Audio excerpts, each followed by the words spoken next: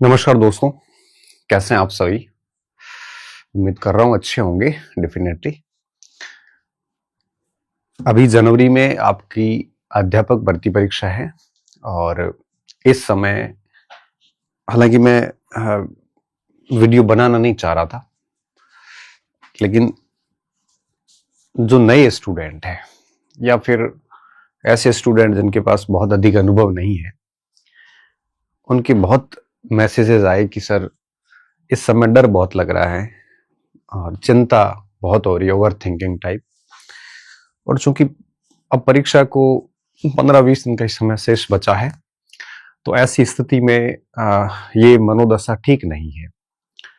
ठीक है, तो फिर मैंने सोचा कि इस पर हम बात करें थोड़े से समय में, ताकि इस स्थिति के कारण आपकी पढ़ाई खराब ना हो। ठीक है, तो हम बिना कोई समय खराब किए हुए मेन बिंदु पे आते हैं। देखो, ये दोनों मनस्थिति है, ये दोनों माइंडसेट है और ये दोनों मनस्थिति क्या है। देखो, सबसे पहली स्थिति आपकी बनी हुई है डर की, फियर जिसे हम कह सकते हो, और दूसरी स्थिति बनी हुई है चिंता, तनाव की। हम बात करेंगे कि ये स्थिति क्यों है और उसका अभी इस समय उपाय क्या हो सकता है। देखो, सबसे बड़ा डर आपको ये है कि अगर नहीं हुआ तो, सीट कम है सर, नहीं हुआ तो, ये सबसे बड़ा डर है आपके दिमाग, और इसी डर के कारण चिंताएं होती है, फिर तनाव हो जाता है। देखो, पहली बात ये कि यह होना चाहिए, डर हमेशा होना चाहिए, इसमें कुछ भी गलत नहीं है। डर होना एक अच्छे संकेत है, इसमें एक व्यक्ति को, एक स्टूडेंट को थोड़ा गंभीर बनाता है। अगर डर नहीं है तो बहुत संभावना रहती है कि व्यक्ति लापरवाह होगा, और लापरवाह व्यक्ति तैयारी में भी गलती करेगा और परीक्षा हॉल में भी गलती करेगा। लापरवाह व्यक्ति में ओवर कॉन्फिडेंस भी आ सकता है। लापरवाह व्यक्ति जो है वो आपके हर स्तर पर कहीं ना कहीं अपनी होशियारी दिखा देता है। जब डर होता है तो लापरवाही गायब सी हो जाती है, क्योंकि व्यक्ति बहुत सोच समझ के काम करता है, तैयारी के दौरान भी और हॉल के दौरान भी। तो पहली बात यह कि डर होना लाजिमी है और यह डर होना भी चाहिए, परंतु एक सीमा के बाद एक डर अधिक होना नुकसानदायक, अति हमेशा ही खराब होती है। अब अधिक डर होने के संकेत क्या है, जैसे मैं बताऊं, अधिक अधिक डर होने के संकेत ये होते हैं कि बिल्कुल मन नहीं लगना, बेचैन हो जाना, बहुत ज्यादा सोचना, प्रश्न भी ठीक से कर नहीं पाना, है ना। कई कई बच्चे रोने लग जाते हैं। ये स्थितियां अधिक डर की द्योतक है। अब उन बच्चों को डर किस बात के रहते हैं। पहला डर होता है कि अगर नहीं हुआ तो। देखो, ऐसा है, मैं आपको कह दूं कि रिजल्ट आपके हाथ में नहीं है, और इस परीक्षा में बैठने वाला कोई भी अभ्यर्थी ये लिख के नहीं दे सकता कि मेरा सिलेक्शन श्योर है। तो पूरे राजस्थान के अंदर जब कोई श्योर नहीं है, सबको ही डर है, तो आप अलग से क्यों चिंता कर रहे हो। कोई श्योर नहीं होता, किसका होगा किसका नहीं होगा ये किसी को नहीं पता, भले कितना ही कॉन्फिडेंट हो, लेकिन अंदर से भय सबके रहता है। तो ये सबकी स्थिति है, नहीं हुआ तो, इसलिए आपको डरने की आवश्यकता नहीं। परिणाम आपके हाथ में नहीं है, इवन किसी के हाथ में नहीं, ना मेरे हाथ में ना आपके हाथ में। इसलिए दिमाग में एक ही बात रखिए कि आप अपना बेस्ट दे दो एग्जाम तक और एग्जाम हॉल में, और इसके बाद जो भी होगा वो आपका परिणाम है। आप ज्यादा सोच के, ज्यादा डर के उल्टे बैक में जाओगे, आप आगे नहीं जाओगे, आपको नुकसान ही होगा, फायदा नहीं होगा। तो दिमाग में यह बात बिठाइए कि परिणाम आपके हाथ में नहीं है, जो नियति ने आपके लिए तय किया है वो आपको मिलेगा। बस हम अपना बेहतर प्रयास कर सकते हैं, और मुझे लगता है इस समय आपको वही करना चाहिए। सिर्फ आज का सोचना चाहिए। आज जैसे 24 तारीख है, तो आपके दिमाग में 25 तारीख नहीं आए, बस आज आज क्या करना है उस पर लगे रहो बस। इसलिए माइंडसेट में ये बिठाएं कि जो होगा वो देखा जाएगा, नियति पे छोड़ दो बस। इस समय नियति काम करती है। इस समय लक कहते हैं ना, जिस पे आप चीजें छोड़ सकते हो उस पे छोड़ दो आप। जो होगा वो देखा जाएगा। बस आप अपना सुबह से शाम तक जो शेड्यूल आपने सेट किया उसके अनुसार अपना बेस्ट देते जाए। इससे अधिक कुछ मत सोचें। बस यही सोचें कि मैं दे देता हूं, सिलेक्शन हुआ तो ठीक है, नहीं हुआ तो फिर आगे प्लानिंग बनाएंगे दूसरी। क्योंकि एक रिजल्ट से, चाहे वो पॉजिटिव हो चाहे वो नेगेटिव हो, कुछ भी हासिल ज्यादा नहीं होता है। और कुछ भी पास होने से भी कोई बहुत बड़ी अचीवमेंट नहीं है, फेल होने से भी कोई बहुत बड़ा लॉस नहीं है। ठीक है, मैं समझ सकता हूं कि पास होने की खुशी होती है, खोने का गम होता है, लेकिन नेक्स्ट जो टारगेट है उसको लेके भी काम किया जा सकता है। ठीक है, इतना बड़ा भी नहीं है ये अध्यापक बनना। अध्यापक बन के जीवन सेटल हो जाएगा, आप जिंदगी में खुश रहने वाले हो, ऐसा कुछ भी नहीं है। ठीक है, रोजगार का माध्यम में लग जाता था अच्छा, नहीं तो आगे और काम किए जा सकते हैं, बढ़िया टारगेट सेट किया जा सकता है, व्याख्याता बना जा सकता है, और भी कई सारे ऑप्शंस जिंदा है आपके सामने। जिंदगी खत्म नहीं होती। ठीक है, तो इसको बहुत अधिक दिमाग में ना बैठाएं, परीक्षा को लाइटली ले, क्योंकि आपने बहुत लोगों को सुन लिया है, आपने बहुत कुछ इधर उधर की बातें पढ़ ली है, सुन ली है, और लोगों ने डर बिठा दिया आपके दिमाग में, ये हो जाएगा, वो हो जाएगा, ये नहीं तो क्या, अरे नहीं तो क्या, नहीं हुआ तो आगे और परीक्षाएं आ जाएगी। हम योग्य है तो 2-3 साल में नौकरी ले लेंगे, नहीं योग्य है और नहीं लोग नौकरी लगती है तो दूसरे ऑप्शन खूब है, को भूख थोड़ी मरेंगे। लोगों ने आपके दिमाग में डर बिठा दिया है कि अगर पास नहीं हुए तो फिर 3 साल की गई, सीट कम है, पेपर हार्ड आ जाएंगे, बल्ला बल्ला, फालतू की बातें सारी। तो लाइटली ले इसको, इतना लोड ना ले आप, जो है वो होके रहेगा। आप होने को नहीं टाल सकते, बस मेहनत कर सकते हो, इसलिए मेहनत करते जाए। दूसरा डर है, सर सब भूल गए। ये डर मुझे भी लगता था, आपको भी लगता है, सबको ही लगता है, क्योंकि सिलेबस बड़े होते हैं तो लास्ट में ये रहता है कि कितना याद है पता भी नहीं। ये सब के रहता है। ऐसा सस्ते में कोई व्यक्ति नहीं है जिसके मन मस्तिष्क में, दिल में ये भय नहीं होता कि सब भूल गए।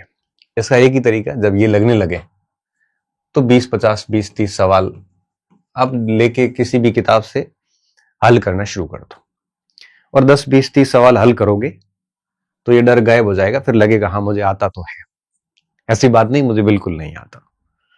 तो जब ये लगने लगे तो ये स्वाभाविक सी बात है, सबको लगता है। और जब बहुत अधिक सिलेबस होते हैं, लंबे चौड़े, तो सारी चीजें, कोई कंप्यूटर थोड़ी है कंट्रोल F किया और सीधा आ गया, डेफिनेटली इसमें दिक्कत आती है।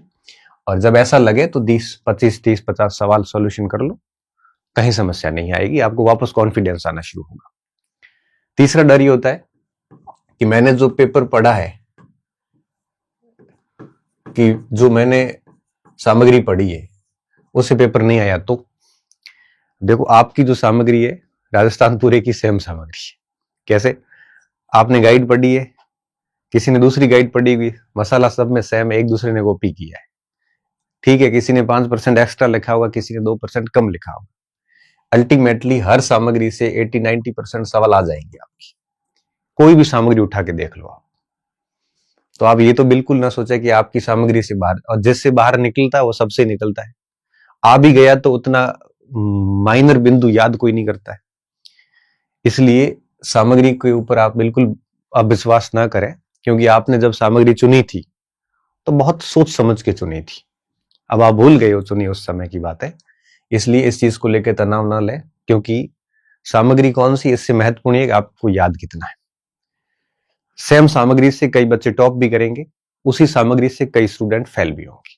अब मेरी बात याद रखना, क्योंकि आपके पास जो है वो सबके पास है। सामग्री के कारण कोई टॉप करता है या कोई फेल नहीं होता, बल्कि सारी क्षमताओं के कारण होता है। मैं आपको बात बताऊं, एक ही पुस्तक पढ़ के एक बच्चा टॉप, जैसे एक किताब है, आप पढ़ लो मैं भी पढ़ लूं, हम दोनों ढंग ढंग से पढ़ लेते हैं, क्या अपन दोनों के नंबर बराबर आएंगे परीक्षा में? नहीं। 100 में से आपके और मेरे में 10-15 नंबर का फर्क आएगा, चाहे यहाँ आप अधिक रहोगे या मैं अधिक रहूंगा। अब आप कह सकते हो सब सामग्री सेम थी तो नंबर अलग अलग क्यों? क्योंकि दोनों की याद करने की क्षमता अलग है।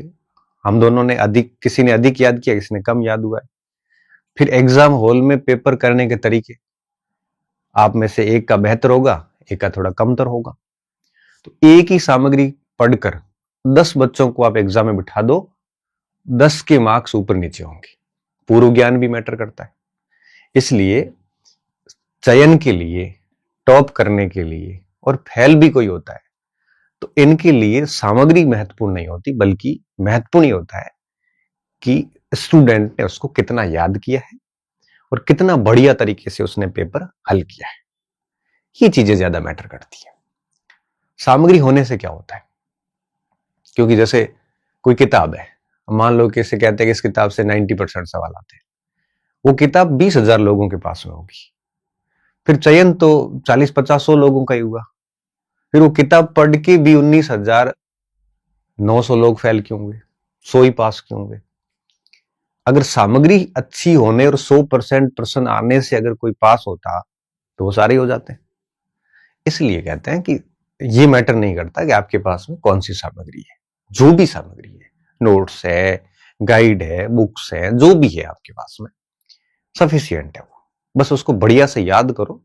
और वहां से अगर प्रश्न आए तो वहां गलत परीक्षा हॉल में नहीं होना चाहिए, मैं लिख के देता हूं, सिलेक्शन हो जाएगा। आपकी सामग्री से 80-90% पेपर आने वाला है, तो इस पे तो आप भरोसा रखिए। किसी बाहर चला गया तो, हालांकि तो का कोई जवाब नहीं होता, लेकिन अगर बाहर गया तो सबके ही जाएगा, और किसी के आ भी गया तो वो किताबें सारी याद किससे होती है।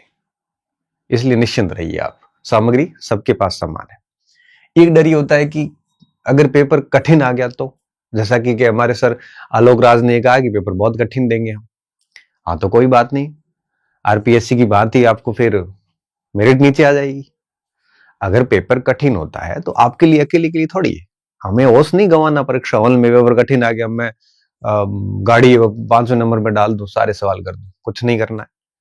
पेपर कठिन आ गया, आपको लग रहा है आपकी सीमा से बाहर है, तो राजस्थान के सभी बच्चों की सीमा से बाहर होगा वो पेपर।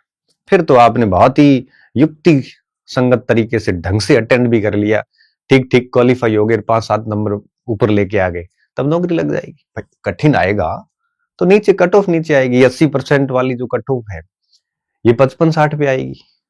सरल आएगा तो कट ऑफ ऊपर चली जाएगी। तो देखो ये अनुपातिक है, अगर कठिन है तो सबके कठिन है, और मैटर से बाहर गया तो पूरे राजस्थान से बाहर जाएगा। किसी किताब से आ भी गया तो वो सारी किताबें याद नहीं होती। इसलिए इन चीजों को लेके आप नहीं सोचें। बेहतर क्या है इस समय, बेहतर ये है कि अपने आप को अधिकतम समय अपनी सामग्री में डूब के रखें, अपना पूरा टाइम उस सामग्री में लगा के रखें। इतना फ्री नहीं रखें कि ये सब चीजें सोचने के लिए आपके पास वक्त हो। बेहतर ये है आपके पास जो सामग्री है उसको बढ़िया पढ़िए और अभ्यास डेली करते रहिए। थोड़ा बहुत रिवीजन चलते रहने दो, 20-25 दिन का समय है, न तो कोई नई सामग्री लानी है, न फालतू आपको अपनी सामग्री पे अविश्वास करना है। और कठिन आएगा तो डेफिनेटली बढ़िया बात है, अच्छी तैयारी वालों के लिए तो बहुत अच्छी बात है, मेरिट भी नीचे आएगी, उनका स्कोर भी अच्छा होगा। कठिन आएगा तो कम तैयारी वाले बच्चे हैं जिन्होंने प्रदर्शन वाली पढ़ाई करी है, वो पहले ही शॉर्ट में बाहर हो जाएंगे और अच्छे बच्चे अंदर आ जाएंगे। आना चाहिए पेपर तो कठिन, मैं तो ये मानता हूं। और आज की तारीख में मार्केट में जितनी भी पुस्तकें चल रही है ये सारी आरपीएससी के ध्यान में रखते हुए लिखी गई है। तो अगर कठिन आएगा तो ये सारी किताबें खरी उतरेगी, आप देख लेना। अब आज ही ये इस बात को मैं कह रहा हूं, आपकी सामग्री से कैसा ही पेपर आएगा 80-90% सवाल आएंगे। अब आप ऐसे मत कहना कि सर आपकी नोट्स की आप वकालत कर रहे हो।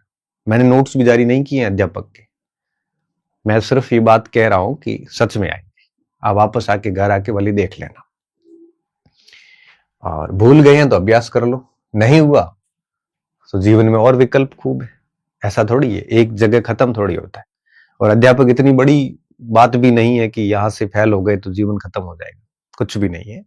ठीक है, मस्त लाइट मूड में जाके देके आइए और पूरी ताकत के साथ देके आइए। हुआ तो सोने पे सुहागा, नहीं हुआ तो 1-2 दिन बैठ के और अच्छा डिसीजन लेके एक और बढ़िया प्रयास कर लेना, जहां जहां अपने दायरे में चीजें हैं।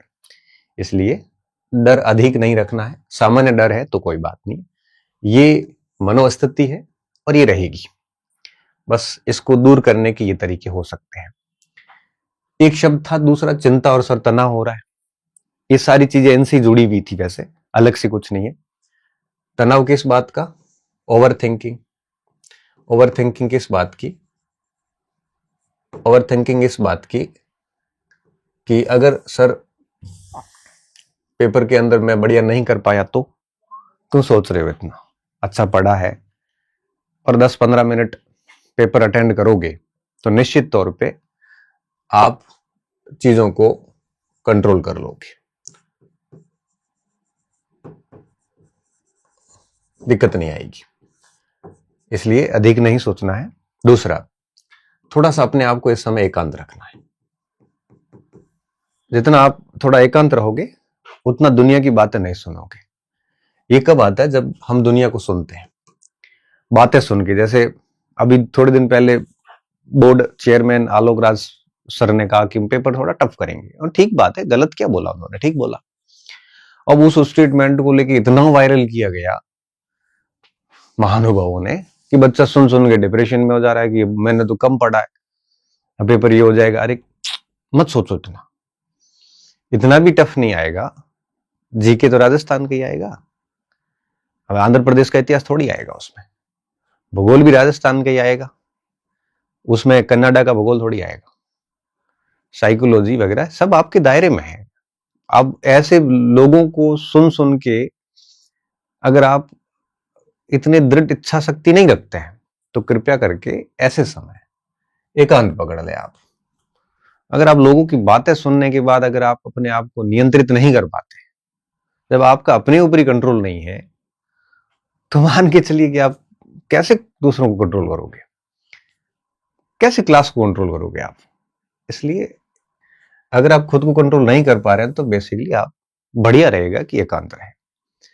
जितना लोगों को कम सुनोगे इस समय उतनी तनाव कम होगा, क्योंकि सारी बातें फैलाने वाले लोग ही हैं कि इस बार कठिन पेपर आएगा, गाइड से नहीं होगा।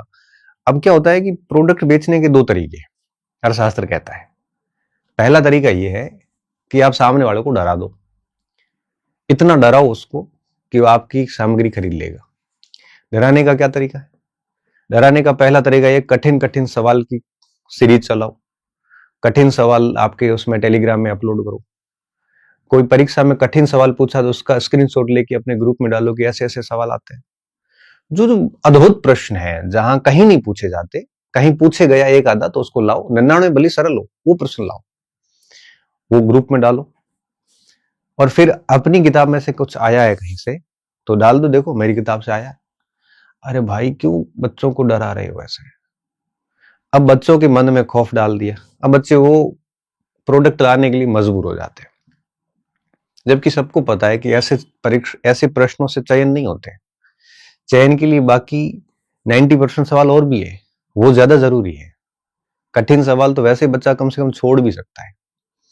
तो प्रोडक्ट बेचने का पहला तरीका होता है कि डराया जाए, और आप सच में दुनिया आपको डरा रही है, आप डर जाते हो। और दूसरा तरीका प्रोडक्ट बेचने का ये है कि अपनी खूबियां बताई जाए। वो फिर भी ठीक है, चलो आपको पसंद है तो ले लोगे, नहीं तो कोई बात नहीं।